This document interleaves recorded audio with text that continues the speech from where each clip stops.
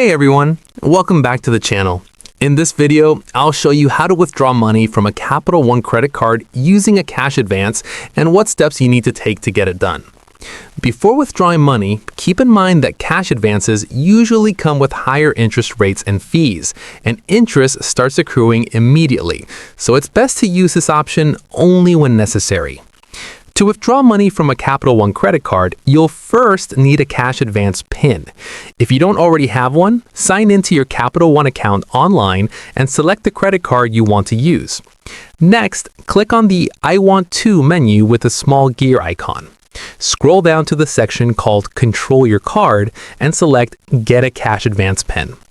You'll then have the option to receive your PIN by mail or get it instantly. If you choose the instant option, Capital One will send you a security code to your phone so you can verify your identity and view your PIN right away.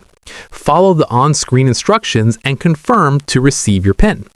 Once you have your PIN, you can go to an ATM that accepts Visa or MasterCard, insert your Capital One credit card, enter your PIN, and withdraw cash just like you would with a debit card.